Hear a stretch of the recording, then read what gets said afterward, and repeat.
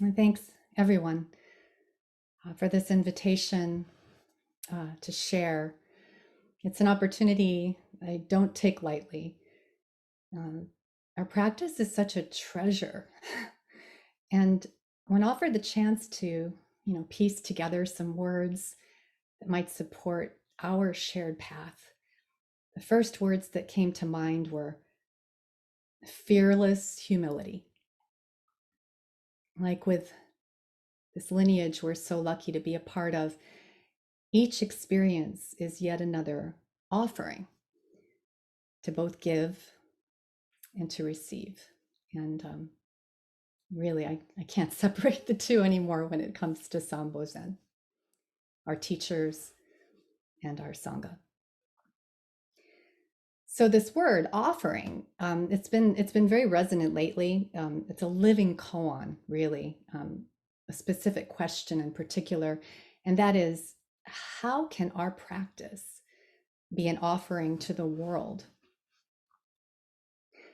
The specific question, actually arose from the most authentic depths of our small but mighty Florida Sanbo Zen Sangha, a group of dear Dharma friends who practice together, some of whom are here tonight. I'm just so happy you're here.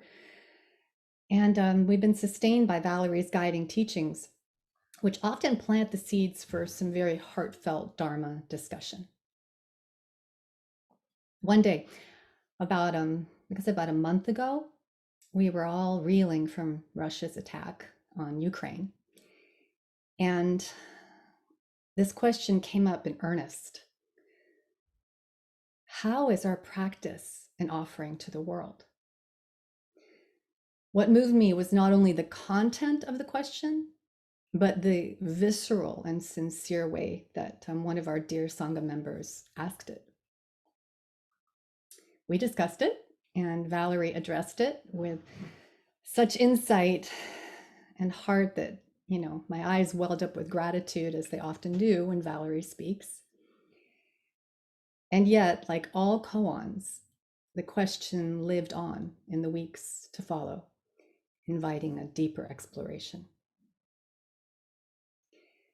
And so, looking up koans that might relate well and writing out insights these past couple of weeks in order to present, this question in a talk, this outline of a talk came together, and I kind of started imagining, unfortunately, with having a performer background, I thought, oh, a talk is a presentation of a shout, so I can start with a big shout. Probably not such an original idea. And, to kick things off.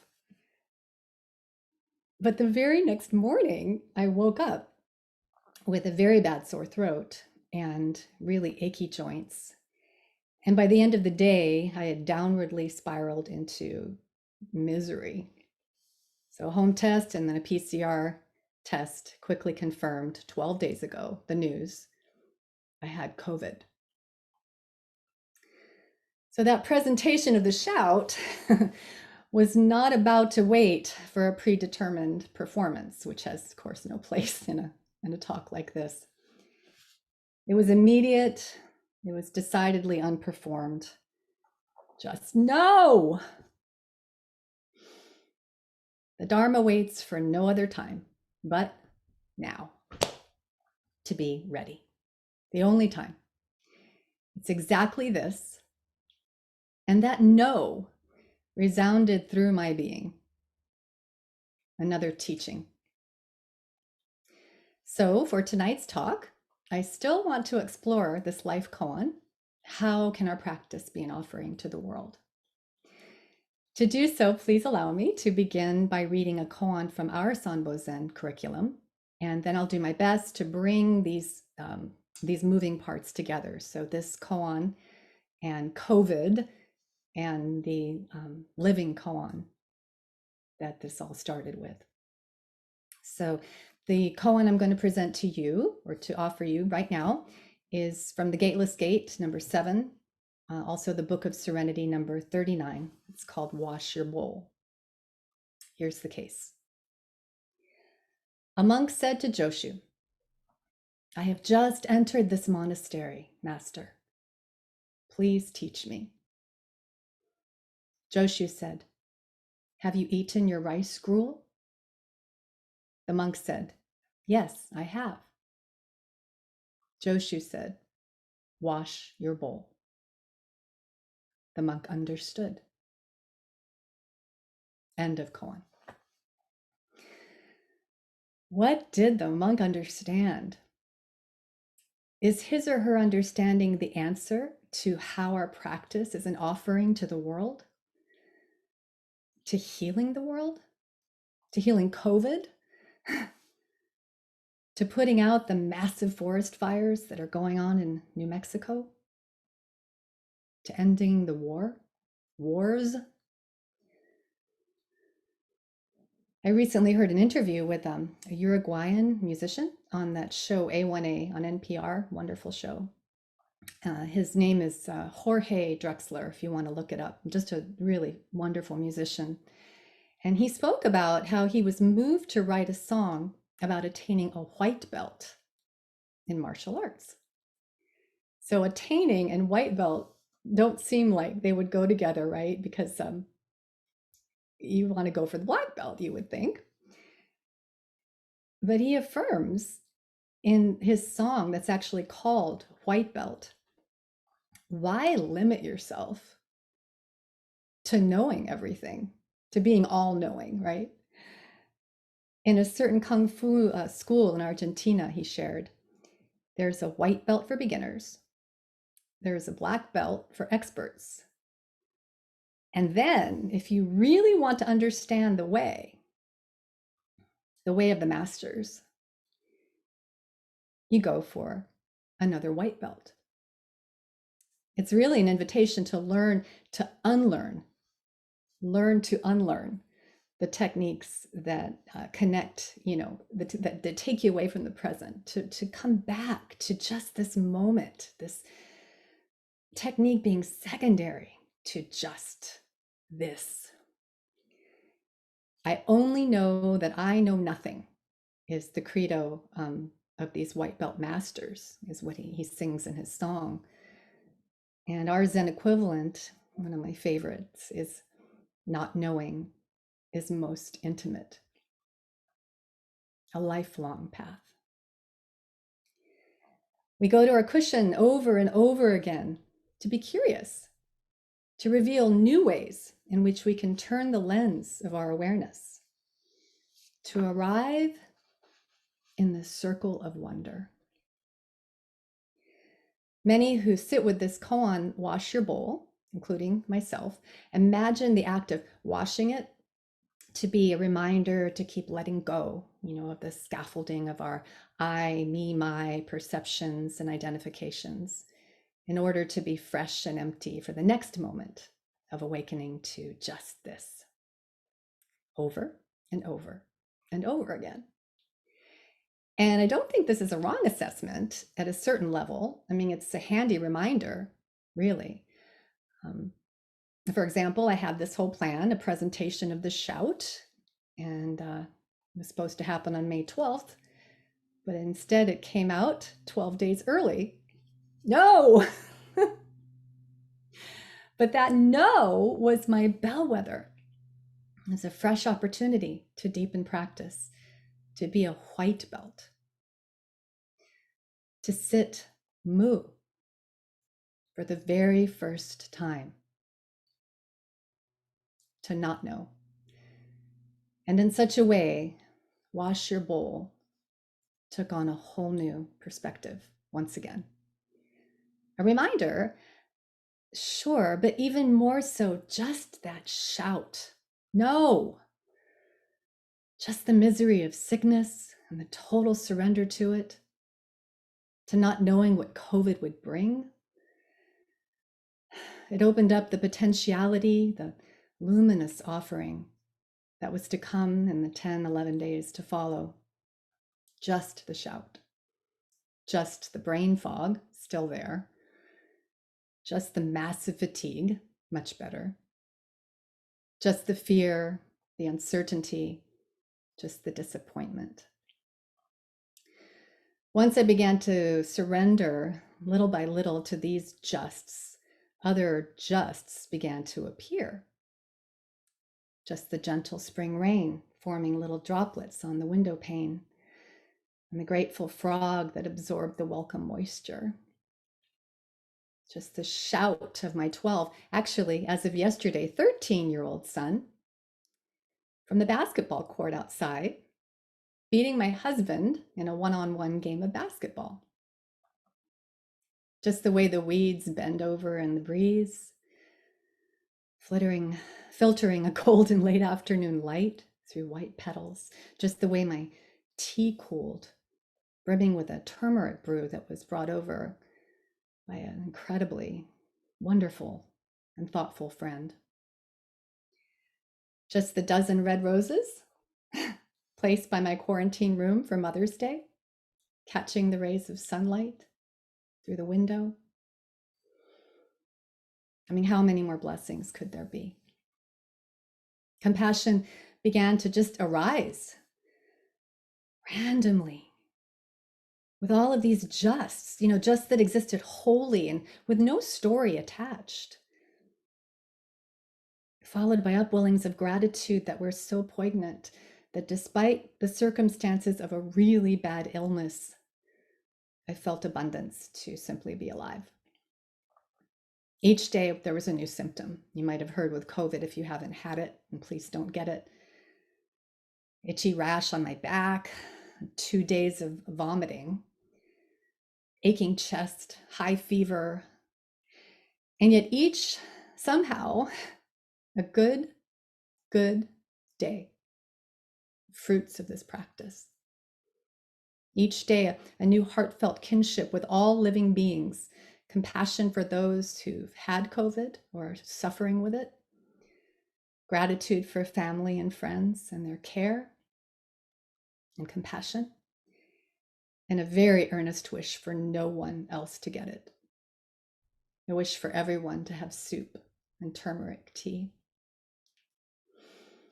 So there were a few days when COVID provided what years of practice strives to, moments in which I literally could not get in my own way with doings and thinkings because the body couldn't do and the brain was not able to think. It could be only whatever was happening in that moment without me interfering nearly as much as usual.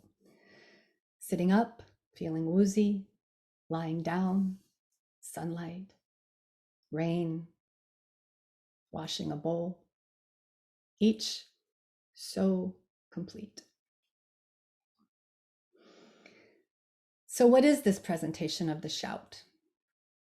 Crumpled tissues on the floor, a devoted chihuahua in my sickbed. What is the empty bowl? A shower, Tylenol, turmeric. Each thing so complete and somehow instantly connected to everything else. It was as if each small experience became sacred. Henry has elegantly described our practice as healing. And Scott has spoken about how Zazen is medicine. He had a recent talk, a wonderful talk, The Opposition of Opposites, on Unman's Sickness and Medicine, that I think many of us have enjoyed. And yet I can also hear Ruben Habito Roshi serving a warning. Zazen is not a fix. It will not cure COVID or stop the war in Ukraine or feed the hungry or fix the divisiveness and inequity in our struggling country or put out the wildfires and save all the homes or heal the dying planet. Or will it? No, we don't sit to magically make something different than we personally want it to be. After all, we hear the Shinjin Mei, right? The way is not difficult. It simply dislikes picking and choosing. But when we sit with the unconditional awareness of our cravings, our longings, our aversions, our ignorance, our suffering, our joys, the world's suffering and joys, a second noble truth. our practice can be described as a tremendous offering on several levels. On an immediate level, there's no doubt that right speech, action, compassion, gratitude, they just bubble up from our personal practice and directly affect others. Thich Nhat Hanh encourages us to cultivate our precepts, what he calls the 14 mindfulness trainings, expressly for this purpose, and to get out there and practice engaged Buddhism. Yamada Ryon Roshi recently said on a Saturday Teisho that if Putin would only learn Zazen, there would be no Ukraine war. Ruben Habito regularly encourages us to become engaged in the world of bodhisattvas, as bodhisattvas, in whatever ways we're called to do, small and large, from being kind to our neighbors, to feeding people, to whatever ways our unique gifts can offer anything and everything from this heart of compassion and connection.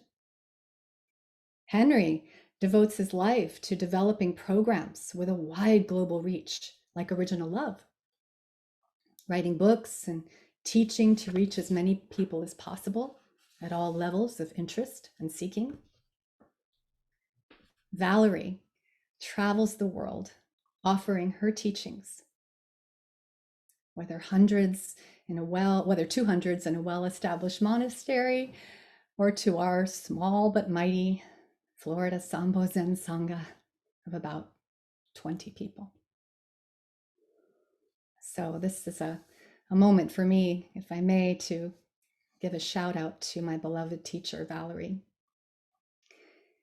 It was through her that I first experienced a taste of Zen as an offering.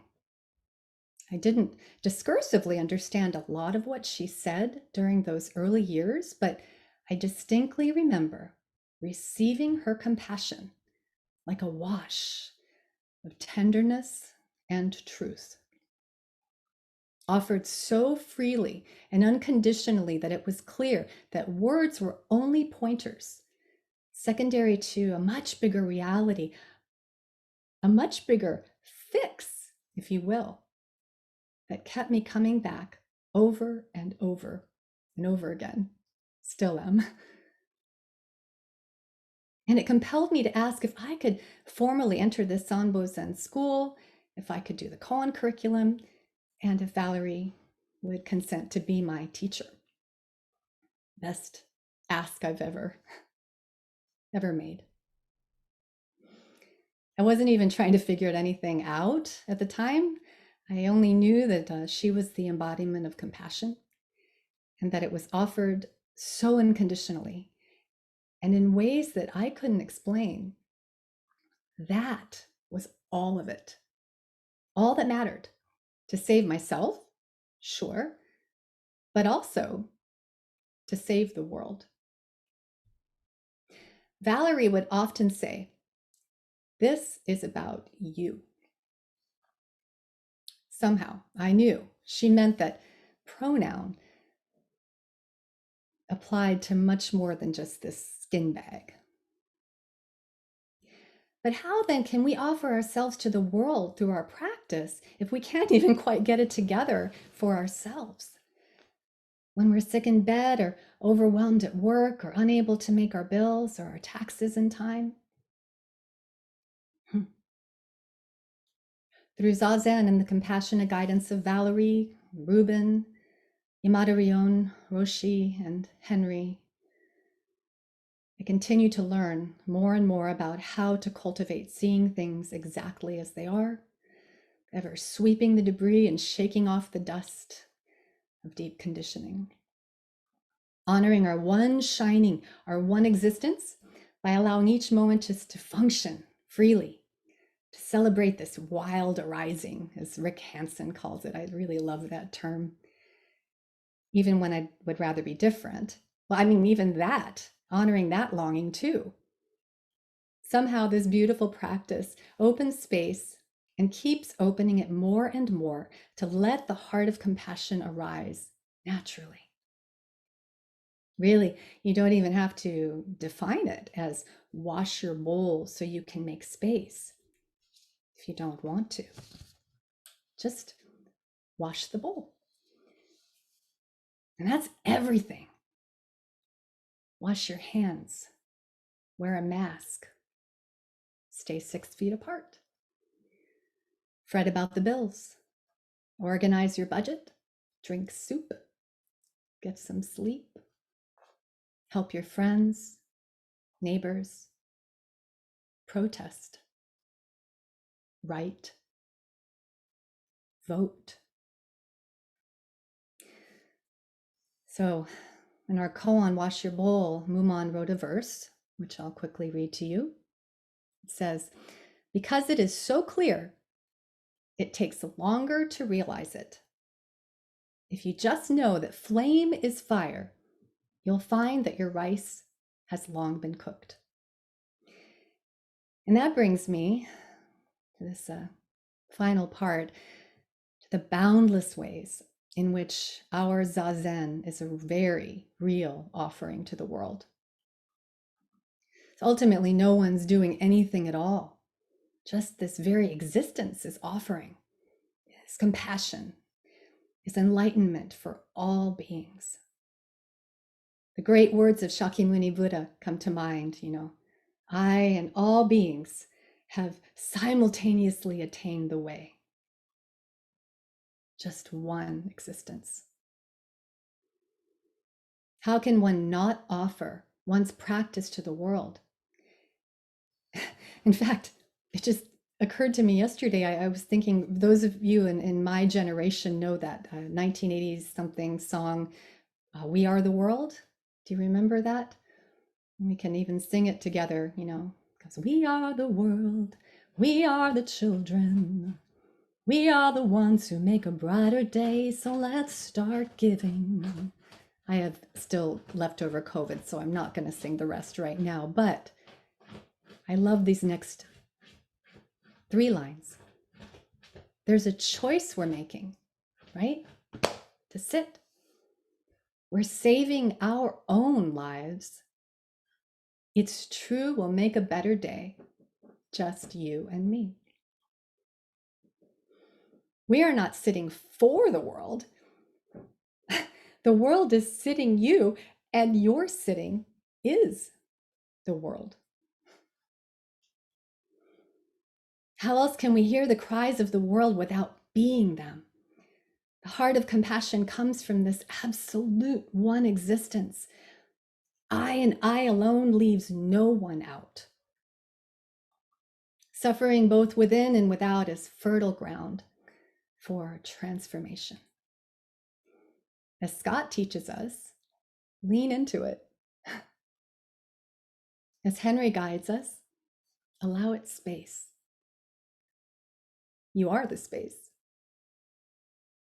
With this subtle turning of the lens, we can begin to clearly see the inseparability of our own suffering and the world's suffering, and see how compassion just spills over, radiating outwards and unbounded to bathe the world in love. Wash your bowl, and when you raise your empty hands, holding your empty bowl, just noticed I had this here, you're offering it all.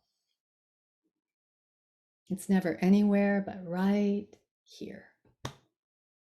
We can actually taste it right where we sit.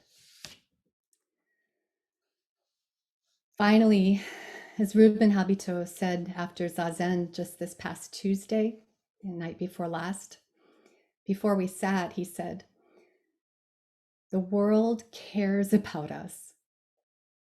We belong. And we are an offering to the world. Wishing everyone safety and wellness and peace during this time that our world is on fire. Remembering the verse, if you just know that flame is fire, you'll find that your rice has long been cooked. Thank you so much for this opportunity to practice and share with you. And I want to wish Valerie a very safe and joyful sesshin travels tomorrow. Wish everyone a wonderful week. And I really look forward to seeing you, sitting with you again soon. Thanks again. Thank you.